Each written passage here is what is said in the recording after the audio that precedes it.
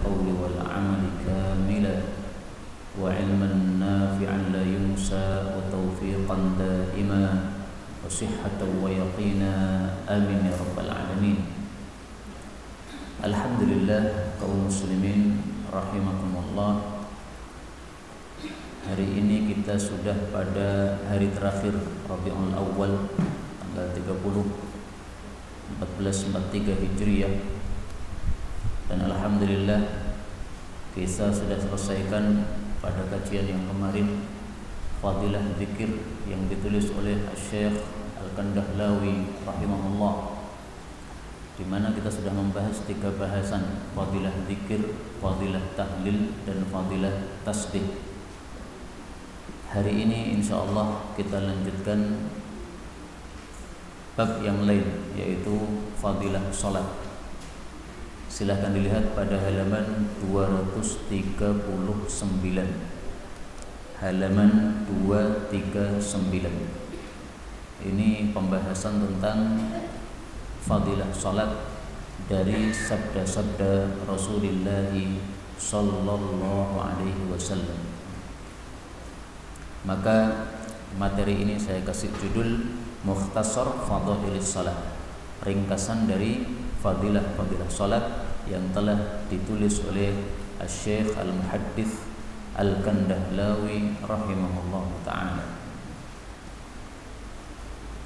Dalam buku ini atau dalam kitab fadilah salat ini, beliau akan membahas 2 bab. Pertama, bab fadilah salat. Yang kedua, bab tentang ancaman-ancaman bagi orang yang meninggalkan salat. Ini 2 pembahasan yang akan dibahas oleh beliau Syekh Al-Kandahlawi rahimahullah ta'ala. Sudah ketemu Pak ya? Halaman 239. Bagi yang kitabnya berbeda ya, dicari aja di daftar isinya, ada kitab fadilah salat. Baik, kita baca hadis yang pertama. Bismillahirrahmanirrahim. Al-hadithul awwal an Ibni Umar radhiyallahu anhuma qala qala Rasulullah sallallahu alaihi wasallam buniyal Islamu ala khamsin syahadati an la ilaha illallah wa anna Muhammadar Rasulullah wa iqamis shalah wa ita'iz zakah wal haji wa shaumi ramadhana. Muttafaqun alaih. Dari Abdullah bin Umar, mudah-mudahan Allah meridai keduanya, dia mengatakan, telah bersabda Rasulullah sallallahu alaihi wasallam, bunia telah dibangun al-Islamu, agama Islam itu, ala khamsin, di atas 5 perkara. Yang pertama, syahadati alla ilaha illallah, bersaksi tidak ada Tuhan yang berhak disembah selain Allah, wa anna Muhammadar Rasulullah, bahwasanya Nabi Muhammad utusan Allah. Yang kedua, wa iqamis salati, menegakkan salat. Yang ketiga, wa ita'iz zakati, membayarkan zakat. Yang keempat, wal haji, melakukan haji bagi yang mampu. Yang kelima, wa shaumi Ramadan, dan puasa pada bulan Ramadan. Hadis ini muttafaqun alaih. Hadis ini menunjukkan pentingnya salat. Kenapa? Karena salat termasuk pondasi agama Islam. Makanya berdasarkan hadis ini, para ulama mengatakan arkanul islami khamsatun, rukun Islam ada 5. Artinya 5 ini kalau ditinggalkan salah satunya, Islamnya tidak akan sempurna. Sama dengan rumah. Rumah misalnya perlu 5 tiang. Kalau hanya dikasih 1 tiang, ambruk itu nanti rumah. Ya mungkin bisa berdiri, tetapi hanya beberapa saat. Ada gempa sedikit, rontok. Kenapa? Diperlukan 5, hanya dipasang 4. Nah, demikian juga Islam, diperlukan 5 supaya muncul Islam. Kalau tidak ada dipasang 5 ini, maka Islamnya akan rontok nanti. Kita ambil beberapa faedah dari hadis ini. Faedah yang pertama, beliau bersabda, buniyal Islam ala khamsin, dibangun Islam di atas 5 perkara. Para ulama menggunakan bahasa yang lebih mudah dipaham. Maka para ulama mengatakan arkanul islami khamsatun. Rukun Islam ada 5. Nah, perlu kita bedakan antara sabda Nabi dengan makna dari sabda Nabi. Buniyal Islamu ala khamsin, ini sabda Nabi. Kita boleh mengatakan Rasulullah bersabda buniyal Islamu ala khamsin, memang itu sabda Nabi. Adapun rukun Islam ada 5, itu bukan sabda Nabi, itu makna dari sabda Nabi. Nah, makna dari sabda Nabi jangan dikatakan sebagai sabda Nabi. Maka jangan sekali-kali mengatakan Rasulullah bersabda rukun Islam ada 5, ini tidak benar. Kalau kita mau menyampaikan rukun Islam ada 5, kita katakan itu adalah perkataan para ulama berdasarkan sabda Nabi buniyal Islamu ala khamsin. Ini kenapa saya sampaikan, karena sebagian orang tidak bisa membedakan mana sabda Nabi, mana perkataan ulama yang merupakan kesimpulan dari sabda Nabi. Contoh misalnya yang terkenal ya, as-sadaqatu taruddul balaa, sedekah menolak bala. Ini bukan sabda Nabi, ini perkataan para ulama. Para ulama mengatakan seperti ini, dasarnya apa? Dasarnya hadis Nabi sallallahu alaihi wasallam. Tapi lafal hadisnya tidak seperti ini.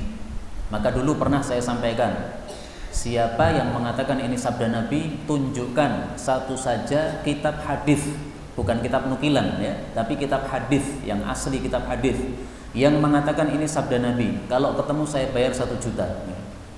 Ini bukan saya nantang untuk mencari tersebut, tidak, tapi untuk meyakinkan kepada pendengar bahwasanya itu bukan sabda Rasulullah sallallahu alaihi wasallam. Sama dengan tadi arkanul islami khamsah, bukan sabda Nabi sallallahu alaihi wasallam.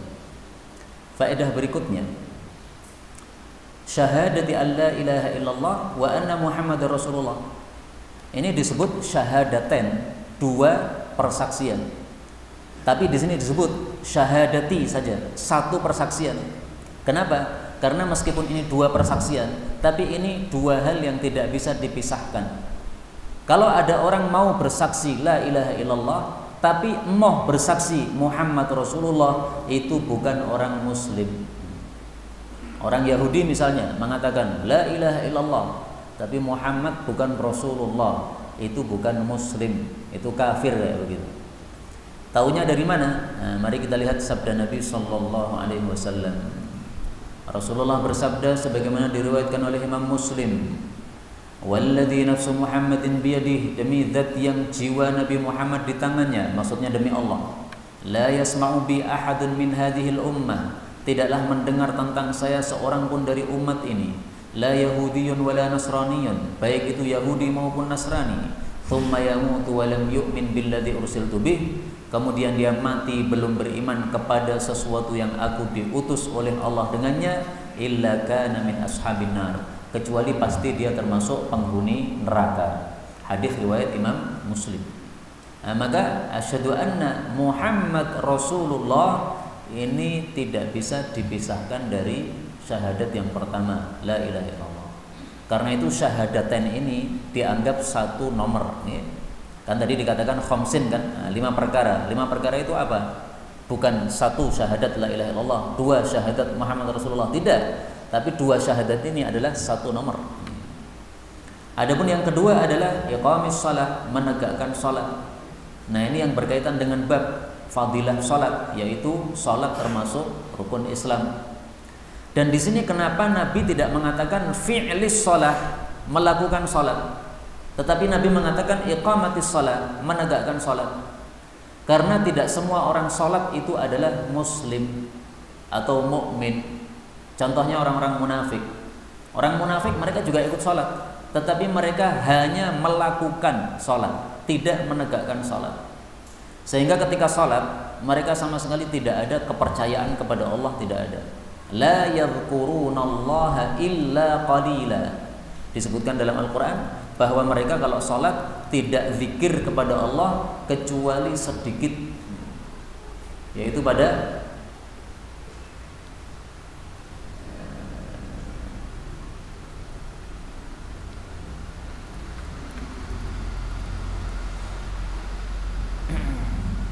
Pada surah An-Nisa ayat 142. Yura'unan nasa, mereka riak kepada manusia, wala yadhkurunallaha illa qalila, dan tidak zikir kepada Allah di dalam salatnya kecuali sedikit.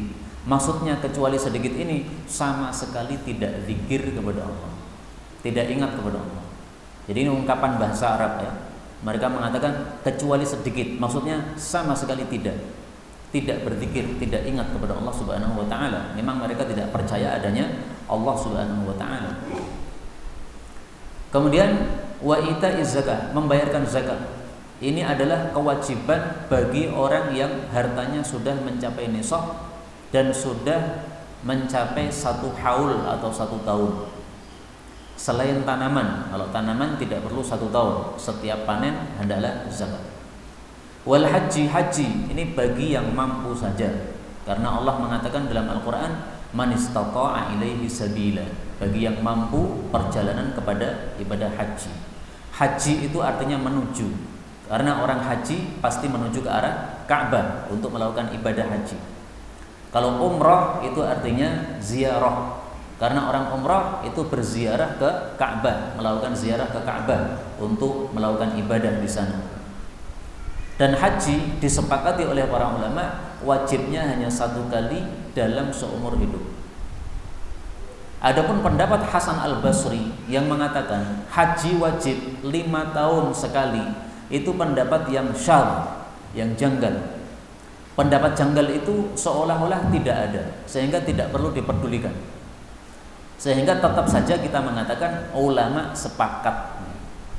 Jadi istilah ulama sepakat itu bukan berarti sama sekali tidak ada pendapat yang kedua, bukan begitu. Kadang-kadang ada pendapat kedua, kadang-kadang ada pendapat ketiga, tapi pendapat itu dianggap janggal sehingga seolah-olah tidak ada. Wujuduhu ka'adamihi, adanya pendapat itu seperti tidak ada, tidak dianggap. Nah, contohnya seperti ini. Contoh yang lain misalnya, ulama sepakat seluruh dunia ini harus dipimpin oleh 1 pemimpin muslim, Amirul Mukminin atau khalifah. Adapun pendapat Imamul Haramain yang mengatakan boleh ada 2 pemimpin di atas muka bumi ini untuk seluruh umat Islam, yang penting jaraknya berjauhan. Ini pendapat yang syadz, yang janggal. Ini pendapat tidak benar. Yang benar adalah harus ada 1 pemimpin saja. Karena kalau ada 2 pemimpin nanti bertentangan dengan sabda Nabi. Nabi mengatakan kalau ada 2 khalifah dibaiat, bunuh khalifah yang kedua, bunuh meskipun dia muslim, meskipun Habib, bunuh. Kenapa? Perintah Nabi SAW. Nah, Nabi menyuruh membunuh. Ini menunjukkan apa? Bahwasanya tidak boleh ada 2 khalifah, harus ada 1 khalifah saja. Dan contohnya banyak ya, pendapat ulama yang nyeleneh yang dianggap tidak, seolah-olah pendapat itu tidak ada. Adapun puasa Ramadan, maka puasa itu artinya menahan, sebagaimana sudah kita jelaskan pada fadilah puasa pada tahun yang lalu. Kemudian pada kitab ini beliau Syekh Kandahlawi menampilkan hadis yang berbunyi as-salatu khairu mawdu'in. Salat adalah sesuatu yang diletakkan yang paling bagus.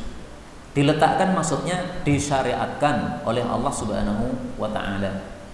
Bisa juga bermakna diletakkan di atas muka bumi, karena amalan salat dilakukan di atas muka bumi ya. Tapi yang saya temukan dari penjelasan Syekh Munawi, khairu mawdu' itu adalah sesuatu yang paling baik yang disyariatkan oleh Allah Subhanahu wa taala. Kelanjutan hadis itu adalah faman istata'a ay yastakfir, siapa yang mampu untuk memperbanyak salat, maksudnya salat sunnah, falyastakfir, hendaklah memperbanyak salat sunnah.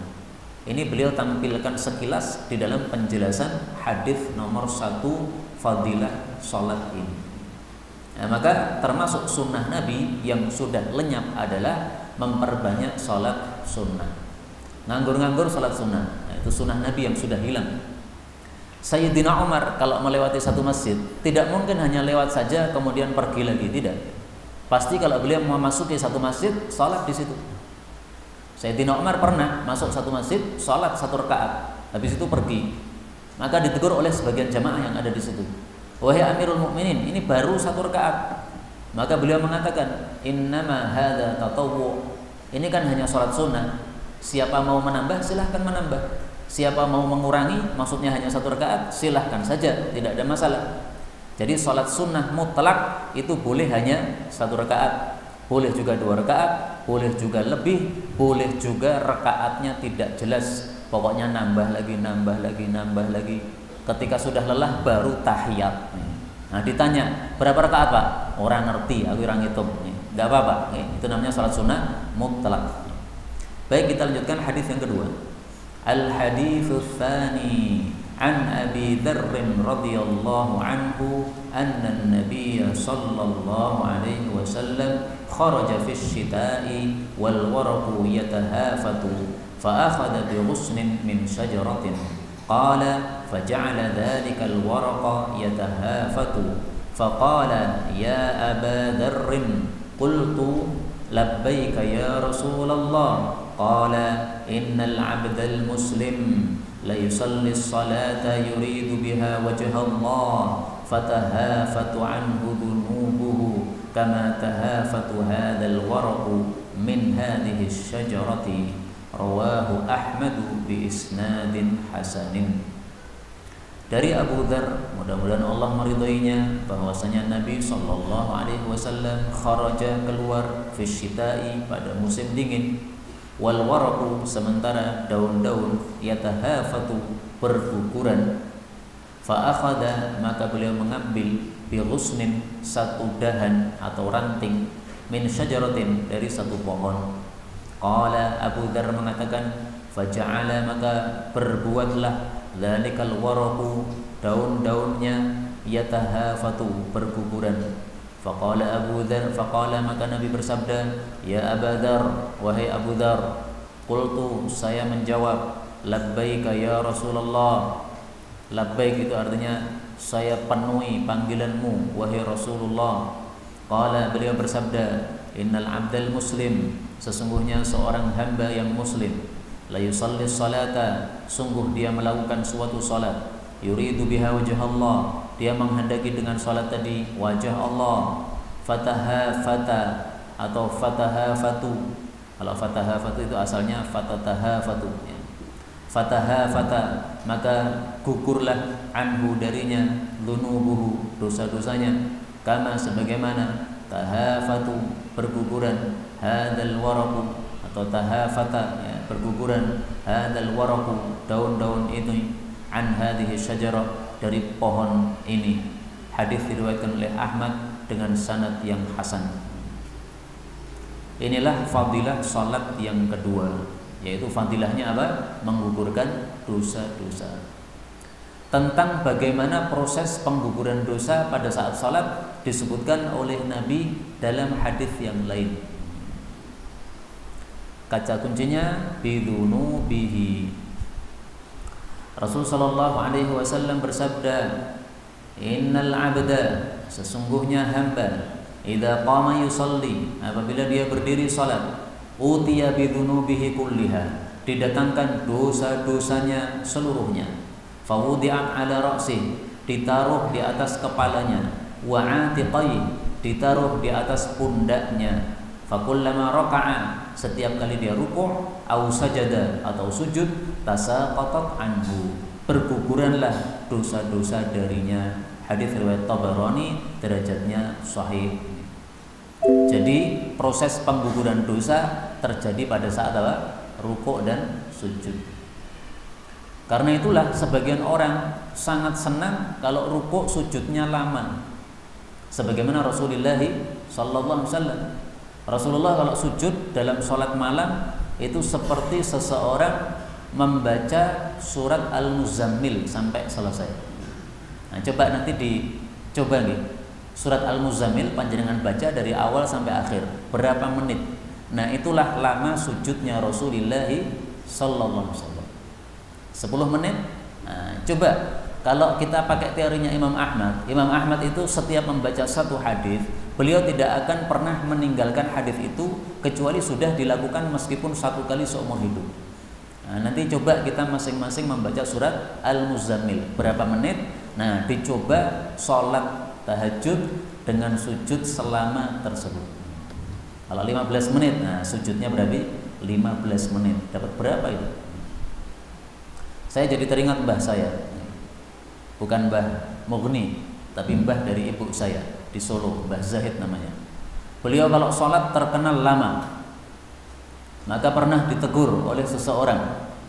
Teman saya waktu itu ziarah ke situ, kemudian pengen ngerti pondok pesantren yang di Solo. Nah, pas diimami Mbah Zahid, maka dia terasa kelamaan. Maka selesai sholat ditanya, "Mbah, kenapa sholatnya kok lama?" Nah, maka mbah saya bertanya, "Lah ngopo to, Le?" Maka teman saya tadi balik bertanya, "Napa jenengan belum hafal doa-doa sholat?" Dikira belum hafal sehingga lama sholatnya.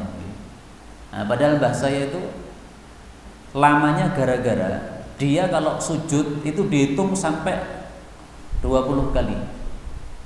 Dan doa yang dibaca bukan subhana rabbiyal a'la, tetapi subhanakallahumma rabbana bihamdik Allahumma ighfirli, satu kali. Subhanakallahumma rabbana bihamdik Allahumma ighfirli, dua kali, sampai 20 kali.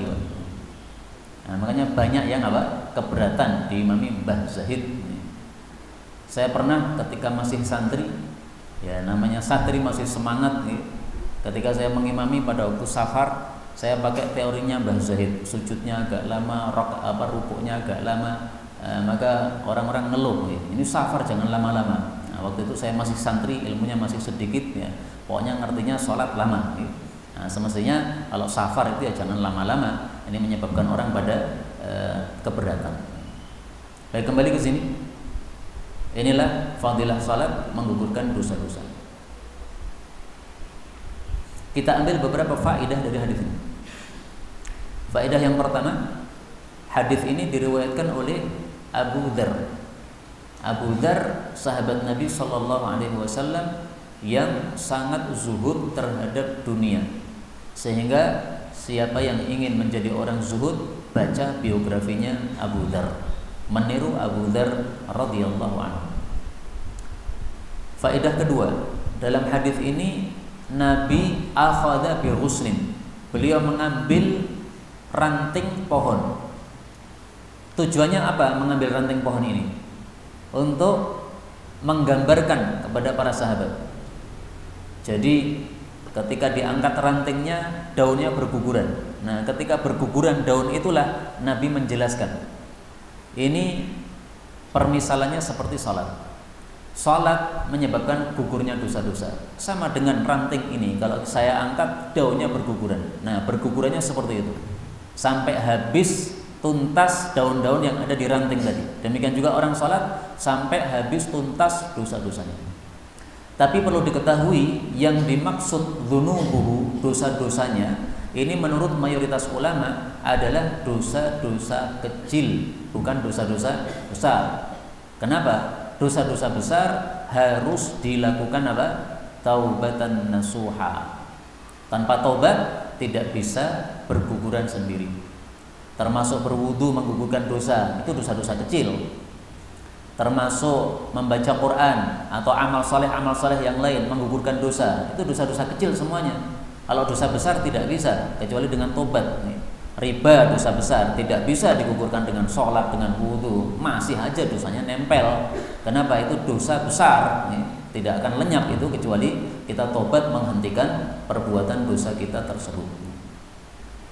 Karena itu kita ambil pelajaran di sini, termasuk pengajaran yang baik adalah kalau mengajarkan sesuatu dengan memberikan gambaran. Nabi memberikan gambaran dengan cara mengambil ranting ini, kemudian dirontokkan daun-daunnya, kemudian baru menjelaskan ini seperti gugurnya dosa-dosa ketika sholat. Dan ini satu pengajaran yang bagus karena menyebabkan orang yang melihat akan teringat apa yang disampaikan oleh gurunya, ya, karena dia memberikan satu gambaran yang tampak nyata pada mata mereka. Dan ini dilakukan oleh Allahu Yarham, saudara kita dari Jumapolo, Ustaz Nurdin, ya, sudah wafat rahimahullah. Nah, beliau kalau khutbah Id, ceramah Idul Fitri atau Idul Adha, itu biasanya sampai sambil membawa alat peraga, ya. Kenapa? Supaya khutbahnya diperhatikan orang. Nah, sehingga dengan alat peraga ini semuanya jadi teringat apa yang beliau sampaikan dalam ceramahnya. Ini sesuatu yang bagus meskipun tidak harus ceramah dengan cara seperti itu. Tapi ini contohnya yang dilakukan oleh Rasulullah sallallahu alaihi wasallam. Kita lanjutkan hadis yang ketiga.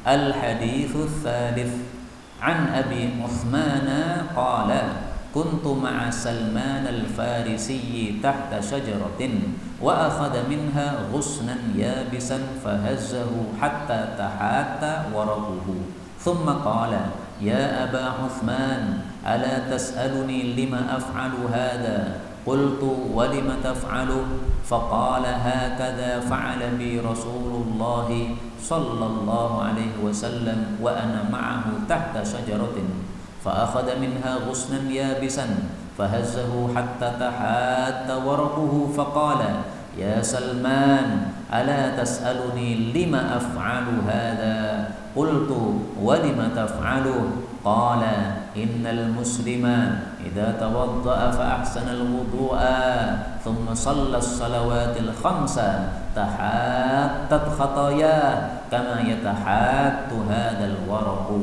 وقال وأقم الصلاة طرفي النهار وزلفا من الليل إن الحسنات يذهبن السيئات ذلك ذكر للذاكرين رواه أحمد والنسائي والطبراني ورواة أحمد محتج بهم في الصحيح إلا علي بن زيد.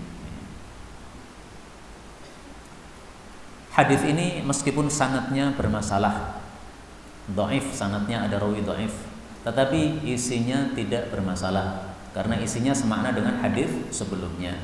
Dari Abu Utsman dia mengatakan, kuntu adalah aku ma'a Salman bersama Salman Al-Farisi radhiyallahu anhu, tahta syajarah di bawah satu pohon. Wa akhadha minha dan Salman mengambil dari pohon tadi ghusnan yabisan, satu ranting yang sudah kering. Fahazzahu maka dia gerak-gerakkan hatta tahatta waraquhu sampai berguguran daun-daunnya. Tsumma qala kemudian Salman berkata, ya Aba Utsman, hai Abu Utsman, ala tas'aluni, kenapa kamu tidak bertanya kepada saya? Lima af'alu hadza, kenapa saya kok melakukan hal ini? Qultu, maka saya Abu Utsman bertanya, wa lima taf'alu, kenapa Anda melakukan itu? Faqala, maka Salman menjawab, hakadza fa'ala bi, seperti itulah berbuat terhadap saya Rasulullah sallallahu alaihi wasallam. Wa ana ma'ahu dan saya waktu itu bersama Nabi tahta syajarah juga di bawah pohon. Fa akhadha minha maka Nabi mengambil dari pohon tadi ghusnan yabisan, satu ranting yang kering. Fahazzahu lalu dia goncang-goncangkan hatta tahatta waraquh sampai berguguran daun-daunnya. Faqala lalu Nabi bersabda, ya Salman, hai Salman, ala tas'aluni, kenapa kamu tidak tanya kepada saya? Lima af'alu hadza, kenapa saya melakukan ini? Qultu, aku Salman berkata, wa lima taf'alu, kenapa Anda lakukan wahai Nabi? Qala, Nabi menjelaskan, innal muslim, sesungguhnya orang muslim, idza tawadda'a fa ahsanal wudu, apabila dia berwudu dengan membaguskan wudunya. Tsumma shallas salawatil khamsa, kemudian salat 5 waktu. Tahattat khatayahu, berguguran dosa-dosanya. Kama yatahatu hadzal waraq, sebagaimana berguguran daun-daun ini. Wa qala, beliau membaca dalil dalam Al-Qur'an. Wa aqimis salata, tegakkanlah salat. Tarafayin nahari, pada 2 ujung siang. Maksudnya siang berarti apa namanya? Dari subuh sampai dengan asar ya, subuh, zuhur, asar. Wazulufan, boleh juga dibaca wazulafan, 2 qiraah ya. Dan beberapa bagian minal laili, dari waktu malam. Ini maksudnya salat maghrib dan salat isya. Innal hasanati, sesungguhnya kebaikan-kebaikan termasuk ibadah salat, yudhibna, melenyapkan as-sayyi'at, dosa-dosa. Dzalika, itulah dzikra, peringatan. Itu maksudnya nasihat-nasihat yang disebutkan sebelumnya. Nasihat-nasihat itu adalah dzikra, peringatan, lidzakirin, bagi orang-orang yang ingat kepada Allah Subhanahu wa taala. Surat Hud ayat 114. Hadis diriwayatkan Ahmad dan Nasa'i dan Tabarani. Perawi-perawi Ahmad dijadikan hujjah di dalam hadis yang sahih kecuali Ali bin Zaid. Nah, ini seorang rawi yang apa? Dhaif. Tapi isinya benar 100%. Salat 5 waktu menggugurkan dosa-dosa. Maka kita ambil beberapa faedah yang lain dari hadis ini karena isinya sama. Faedah yang pertama, hadis ini disampaikan oleh Salman Al-Farisi. Al-Farisi itu artinya orang Persia. Jadi sahabat Nabi itu tidak semuanya orang Arab. Persia itu bukan orang Arab. Persia itu bahasanya bahasa Persia, bukan orang Arab. Karena itulah para ulama dalam bab fikih salat mereka mengambil kesimpulan di dalam salat tidak boleh kita membaca doa dengan bahasa non-Arab, bahasa Jawa, bahasa Indonesia, tidak boleh. Meskipun ketika kondisi sujud, ya, ini sujud ini waktu doa mustajab, berdoa bebas boleh, tapi bahasa Arab yang harus dibaca, bahasa Indonesia tidak boleh. Hujjahnya apa? Hujjahnya karena sahabat Nabi ada beberapa orang yang tidak berbahasa Arab, seperti orang Salman Al-Farisi ini, bukan orang Arab. Tapi tidak pernah ada satupun riwayat sahabat Nabi membaca doa dengan bahasa mereka di dalam sholat mereka. Menunjukkan berarti sholat harus dengan bahasa Arab. Nah, bagaimana kalau tidak bisa bahasa Arab? Padahal pada waktu sujud doanya mustajab. Nah, boleh solusinya itu dengan cara dibatin dalam hati. Kita diam mulut kita, tapi hati kita membaca doa dengan bahasa Indonesia. Setelah wirid sujud dibaca, ya, Subhana rabbiyal a'la. Nah, habis itu ada masalah apa dalam kehidupan kita belum ketemu solusinya, sampaikan kepada Allah dengan dibatin. Boleh, itu salah satu solusi. Adapun solusi yang lebih baik, ya kita pelajari dulu bahasa Arabnya bagaimana, habis itu nanti dibaca pada saat sujud. Faedah berikutnya, dalam hadis ini Rasulullah melakukan hal tersebut kepada Salman. Kemudian Salman melakukan hal tersebut kepada muridnya, yaitu Abu Uthman. Nah, di sini kita lihat bagaimana kecintaan para sahabat Nabi kepada Nabi. Apa yang dilakukan oleh Nabi kepada mereka ditirukan oleh mereka kepada murid-murid mereka. Plek. Dan ini sesuai dengan perintah Rasul dalam hadis yang lain. Wa yusma'u minkum. Rasul sallallahu alaihi wasallam bersabda, tasma'un, kalian sekarang mendengar hadis dari saya. Wa yusma'u minkum, nanti akan didengarkan hadis Nabi dari kalian. Wa yusma'u mimma yusma'u minkum, dan akan didengarkan oleh generasi setelah mereka. Hadis riwayat Abu Dawud sahih. Jadi Nabi berpesan, kalau sudah mendengar hadis Nabi, jangan hanya untuk diri sendiri, sampaikan kepada yang lain. Nah, maka Salman pun menyampaikan kepada muridnya Abu Uthman. Disampaikannya caranya persis cara Nabi. Nabi ambil ranting, dia ambil ranting. Waktu itu berada di bawah pohon, dia pas juga dipaskan ketika berada di bawah pohon. Dan ini cintanya para sahabat Nabi kepada Nabi sampai seperti ini tingkat kecintaan mereka. Ya, ditirukan persis apa yang disampaikan oleh Rasulullah sallallahu alaihi wasallam. Faedah berikutnya, dalam hadis ini Nabi membaca ayat wa aqimis salata tarafayin nahari wa zulufan minal lail tanpa membaca a'udzu billahi minasyaitonir rajim. Kenapa? Karena memang a'udzubillah itu hanya diucapkan ketika kita membaca Quran dengan niatan untuk tilawah atau untuk qiraah. Kalau hanya niatannya untuk menyampaikan dalil, tidak pakai apa? A'udzubillahi minasyaitonirrajim. Maka dulu sering saya sampaikan, termasuk satu kesalahan kalau kita berkhutbah mengatakan Allah berkata a'udzubillahi minasyaitonirrajim, itu salah. Allah tidak pernah mengatakan a'udzubillah. A'udzubillah itu perkataan makhluk. Nah, maka langsung saja sampaikan wa aqimis salata tarafayin nahari wa zulufan minal lail. Ayat ini menurut sebagian ulama adalah isyarat adanya wajib sholat 5 waktu di dalam Al-Quran. Memang perincian sholat 5 waktu itu yang ada dalam hadis Nabi yang jelas. Kalau di Quran tidak ada yang jelas. Adanya cuma kayak begini, ya. Tegakkanlah sholat pada 2 ujung waktu siang. Ujung awal yaitu sholat subuh, ujung akhir yaitu sholat asar. Di tengah-tengahnya ada sholat duhur. Maka kalimat tarafayin nahar ini mencakup 3 macam sholat. Zulufan minal lail, beberapa bagian dari waktu malam ini mencakup 2 sholat. Sholat maghrib itu bagian awal malam, sholat isya itu bagian agak tengah malam. Maka salat yang wajib berarti 5 waktu berdasarkan ayat ini, tetapi kurang jelas ya. Adapun berdasarkan hadis Nabi itu sangat jelas salat 5 waktu yang wajib untuk kita. Kemudian faedah yang terakhir dalam hadis ini, Rasul Shallallahu Alaihi Wasallam mensyaratkan supaya salat itu menggugurkan dosa-dosa. Syaratnya apa? Syaratnya adalah tawaddoa, berwudu, fa ahsanal wudu. Wudunya diperbagus. Diperbagus itu maksudnya wudunya sempurna, seluruh anggota wudu terkena air. Kalau tidak terkena air, meskipun hanya satu kuku yang tidak terkena, ini menyebabkan tidak akan mendapatkan fadilah ini. Karena ini ada syaratnya ya. Syaratnya apa? Wudunya bagus. Wudunya salah-salah, ada satu yang tidak terkena air, ini menyebabkan fadilah sholat menggugurkan dosa tidak dia dapatkan. Karena ini adalah syarat yang disampaikan oleh Rasul Sallallahu Alaihi Wasallam. Karena itu perlu kita perhatikan bagaimana wudu kita harus benar.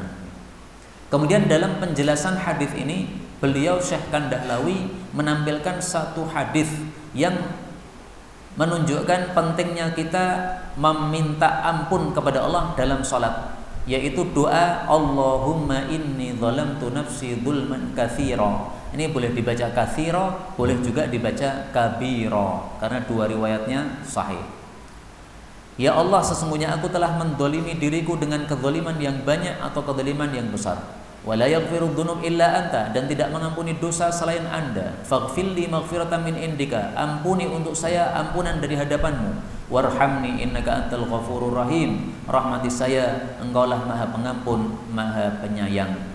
Nah, ini Imam Bukhari menulis judul bab untuk hadis ini adalah doa sebelum salam.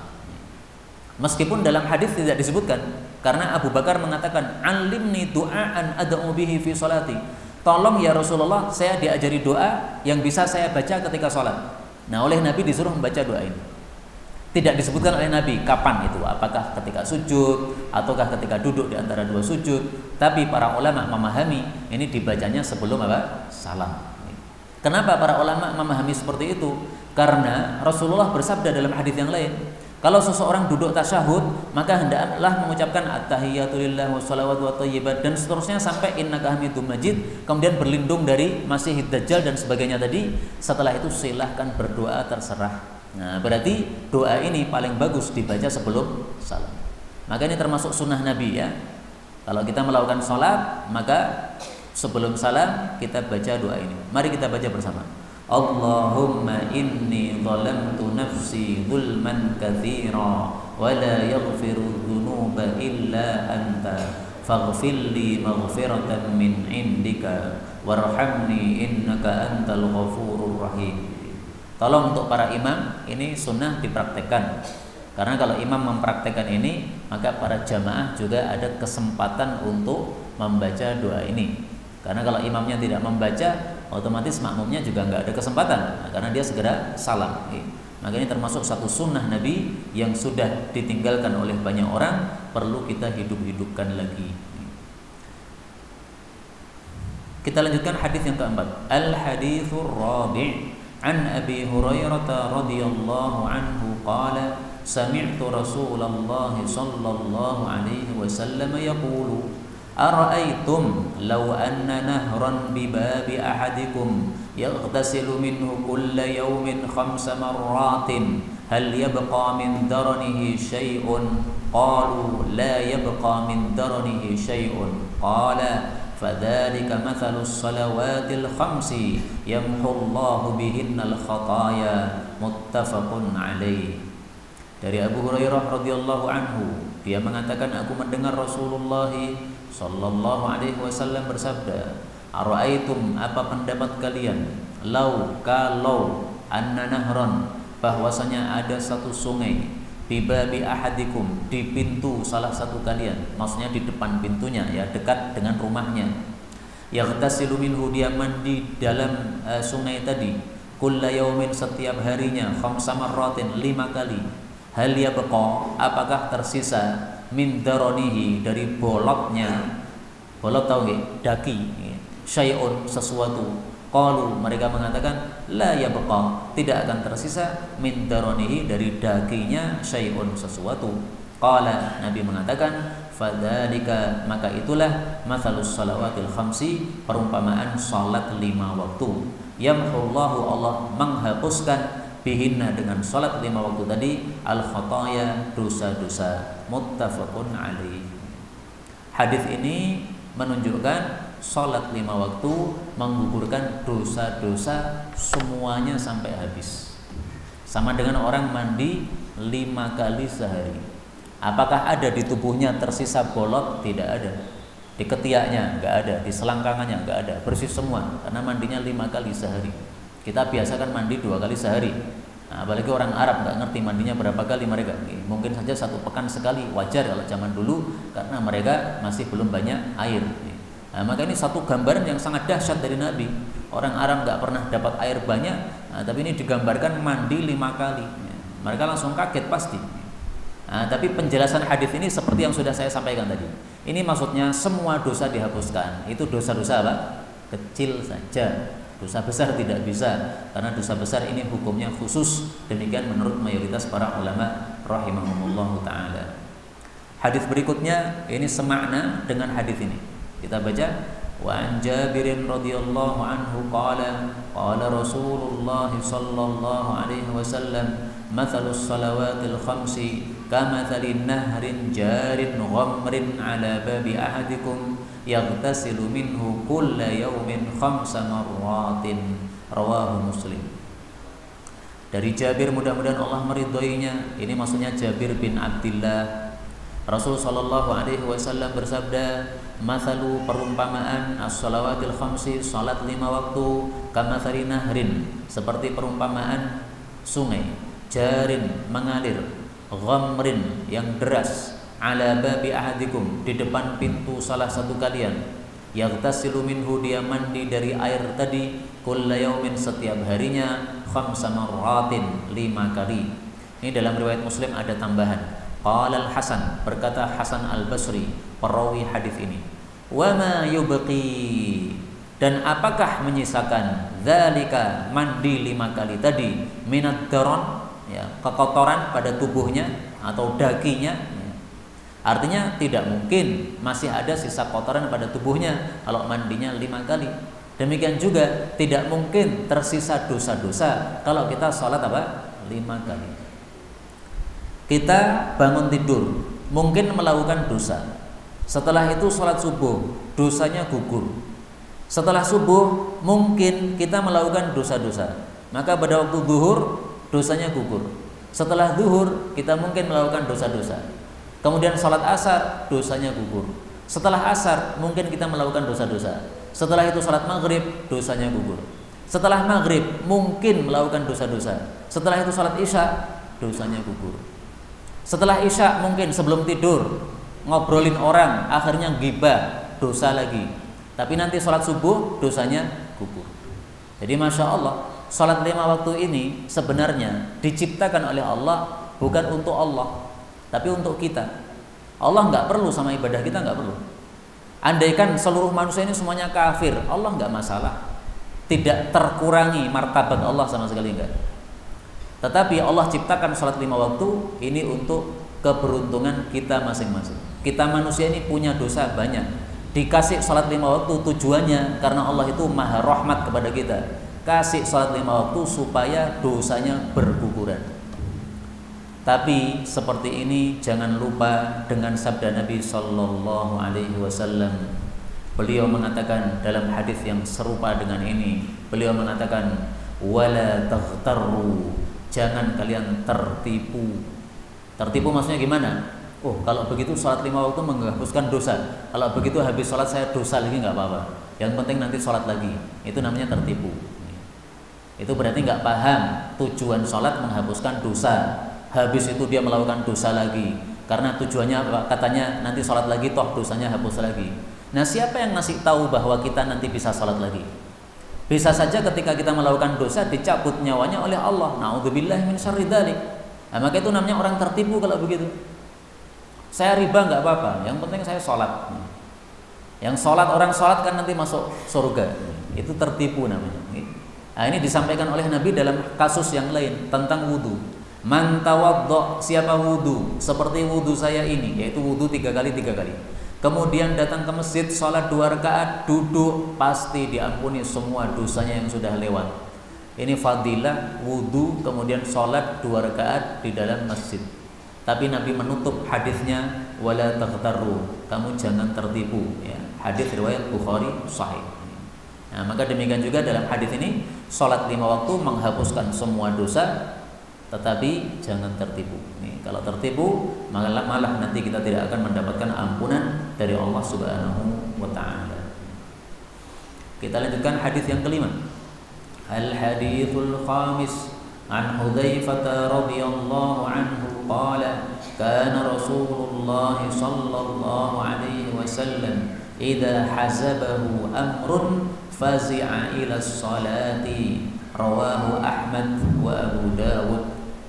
Dari Hudzaifah radhiyallahu anhu, dia mengatakan adalah Rasulullah sallallahu alaihi wasallam idza, apabila hazabahu, mengalahkan beliau, amrun, suatu perkara yang besar, faza'a, maka beliau itu bersegera, bergegas, ila salati, menuju kepada salat. Hadis diriwayatkan Ahmad dan Abu Dawud. Saya ingin mengecek sekarang ini, apakah ini riwayat Imam Ahmad ataukah ini lafal riwayat Imam Abu Dawud? Karena setahu saya yang riwayat Abu Dawud tidak seperti ini. Tetapi saya tidak menuduh Syekh Kandah Olawi telah salah, tidak. Dicek dulu. Bisa saja jadi ya, karena kita ini ilmu hadisnya sedikit, sehingga mungkin yang salah adalah kita, bukan beliau. Tayyib, ternyata saya cari dengan kata-kata fazi'a ila shalah, saya tidak menemukan. Coba kita cari lagi dengan kata-kata hazabahu amrun. Kita temukan dalam Musnad Ahmad, Rasulullah sallallahu alaihi wasallam karena adalah idza hazabahu amrun, apabila mengalahkan beliau satu urusan besar, shalla, beliau melakukan salat. Demikian juga dalam riwayat Abu Dawud, idza hazabahu amrun shalla, apabila Nabi terkalahkan oleh suatu perkara yang besar, beliau melakukan salat. Nah, maka berarti lafal ini fazi'a ila shalah ini bukan lafal dari Ahmad dan bukan lafal dari Abu Dawud. Mungkin ini lafal dari mukharrij lain. Karena pentakhrij hadis sangat banyak. Bukhari, Muslim, Abu Dawud, Tirmidzi, Nasai, Ibnu Majah, Darimi, Baihaqi, Hakim, Daruqutni, banyak sekali. Nah, maka untuk hal-hal seperti ini saya tidak berani menyalahkan. Ini bisa jadi adalah lafal yang lain dari kitab yang lain. Insya Allah saya cari lagi di waktu yang lain, ini lafalnya siapa yang meriwayatkan ini. Intinya hadis ini adalah sahih, menunjukkan bahwasanya salat adalah solusi segala masalah. Jadi fadilahnya salat apa? Solusi segala masalah. Buktinya ketika Nabi terkalahkan oleh urusan besar, beliau hadapi dengan salat. Nah, beliau melakukan ini kenapa? Karena beliau mengamalkan perintah Quran. Allah mengatakan dalam Al-Quran, wasta'inu bis-sabri was-shalah. Ini praktiknya. Wasta'inu, minta tolonglah kepada Allah dengan cara apa? Bis-sabr, sabar. Was-shalati, salat. Wa innaha lakabiratun, sungguh itu sangat berat. Illa 'alal khashi'in, kecuali bagi orang-orang yang khusyuk, maksudnya orang-orang yang yakin bahwa mereka akan berjumpa dengan Allah dan akan kembali kepada Allah Subhanahu wa ta'ala. Nah, mari kita jadikan sebagai adat istiadat kita, ya. Apapun masalah kita hadapi terasa berat, langsung apa? Salat. Istri Nabi bernama Zainab. Ketika dia dilamar oleh Rasul sallallahu alaihi wasallam, yang melamar Nabi ini pasti diterima. Tapi Zainab mengatakan, tunggu dulu, saya akan melakukan salat istikharah. Jadi untuk menerima lamaran Nabi, dia melakukan apa? Salat istikharah. Ini satu sikap yang bagus. Meskipun Nabi melamar itu sesuatu yang baik, nggak mungkin jelek, nggak mungkin. Tetapi apapun perkara besar memang disunahkan untuk melakukan sholat istikharah. Nah, maka ini satu ajaran Nabi yang sudah berhasil untuk para sahabatnya. Sampai-sampai dia dilamar Nabi saja mengatakan tunggu dulu, saya mau menjawab tapi saya mau istikharah dulu. Nah, jadi masalah-masalah besar semuanya dihadapi dengan sholat, baik itu sholat istikharah atau sholat untuk memohon pertolongan dalam menghadapi masalah seperti dalam hadis ini. Ini sholat apa namanya terserah aja, disebut sholat apa terserah. Sholat orang yang terkalahkan oleh masalah boleh, sholat menghadapi kesulitan boleh, istilah aja nggak ada masalah. Ada kaidahnya para ulama mengatakan la musyahata fil istilah, tidak ada perdebatan dalam penggunaan istilah. Maksudnya kalau ada orang menggunakan istilah bebas saja, cuma istilah saja. Misalnya saya membuat lento, lento saya kasih nama misalnya jemblem, terserah saya toh. Yang penting nanti ketika jualan ya jujur saja. Yang saya maksud lento, yang saya maksud jemblem adalah ini. Nah, saya menyelisihi nama orang, apa nama yang biasa dipakai orang, nggak ada masalah. Yang penting jujur aja. Nah, maka ini mau disebut nama apapun monggo terserah. Sholat apa bebas. Nabi tidak pernah menyebut sholat dengan nama-nama tertentu. Sholat tahiyatul masjid itu nama bukan dari Nabi. Nabi tidak pernah mengatakan tahiyatul masjid, tidak ada.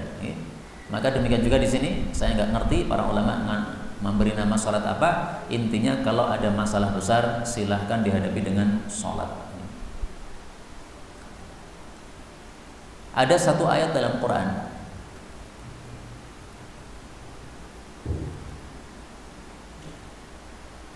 yang berkaitan dengan masalah ini, yaitu surah Thaha ayat yang ke-132.